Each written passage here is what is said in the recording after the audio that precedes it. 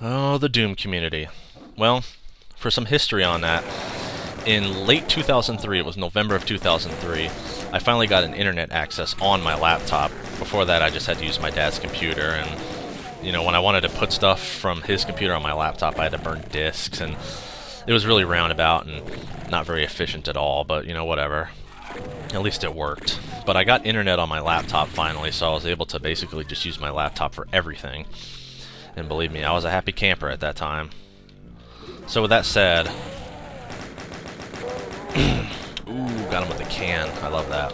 But anyway, I got internet access on my laptop, and I was able to do all the things I was never able to do before. Like, you know, just download stuff immediately. And one thing that I did was I was kind of interested about... I was interested in talking to Doom with other people.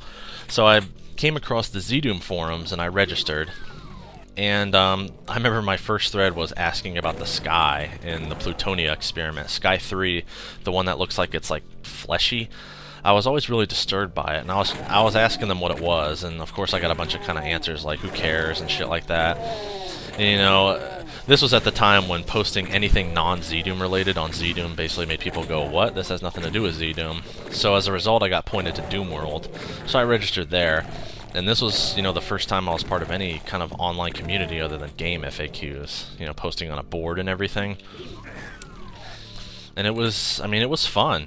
You know, I was pretty noobish at first. I made a lot of kind of weird threads and just kind of went, you know, blah blah, this exists and this exists. It was, you know, I wasn't really a top quality poster, and come summer of 2004 I would have really dropped the ball, but we won't get into that. But yeah, I entered the Doom community in 2003, and to this day I'm still a part of it. I still post. I don't post nearly as frequently as I did in the first several years, but I still like to chime in every so often. I could call myself a vet of the Doom community at this point. It's been so long. Okay, those guys aren't up there. Weird.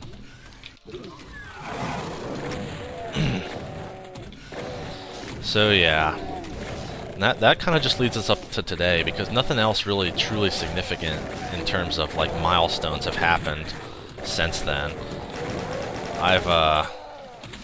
You know, I've been involved in the community for lots of years, and things have happened, but nothing that's really been kind of life-changing, like each Doom milestone leading up to joining the community. The community was kind of like the last thing that I did.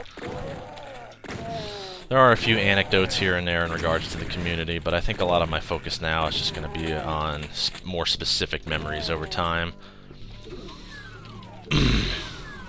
I do remember playing Doom on Super Nintendo. It was just one of the kind of random things I did with Doom back in the mid-90s.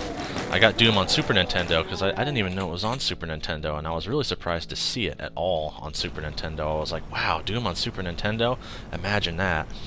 And I remember playing it and being kind of impressed at how the music sounded. It sounded like fairly realistic for what it was.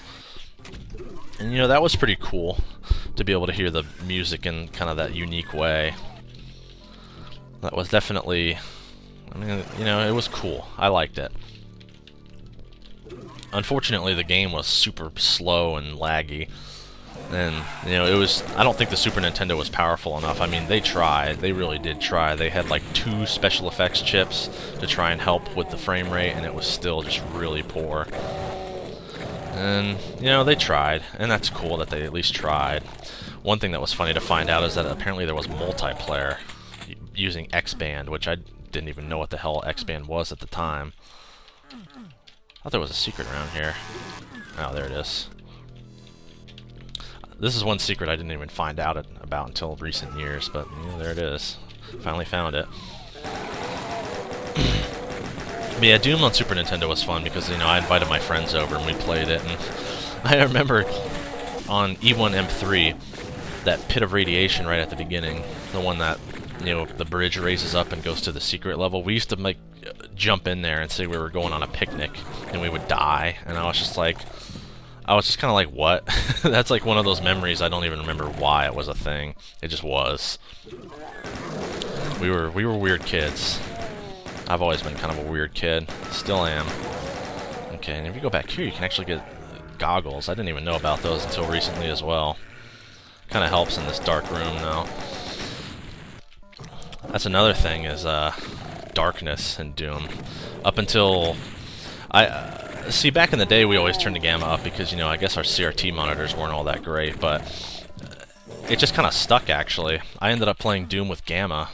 My gamma level set at 3 for a good, probably a long-ass time. I don't think I bothered to turn the gamma down lower than 3 until 2010, if you can believe it. So that means both my Doom LPs were done with the gamma set to 3. Then I set it to 2 for, excuse me there. I set it to 2 in 2010, and then when I got the monitor I have now, it was really bright, so I decided to just go without gamma. And I felt like I was kind of pressured into it because a lot of people in the community were saying that, you know, like, if you use gamma, you're like a loser, idiot, faggot. Okay, not really, but they were like, a lot of people were saying things like, you know, if you use gamma, your monitor sucks. And I thought that was kind of extreme, but, you know, I can kind of see where they're coming from because playing with gamma does kind of diminish the experience a little bit there.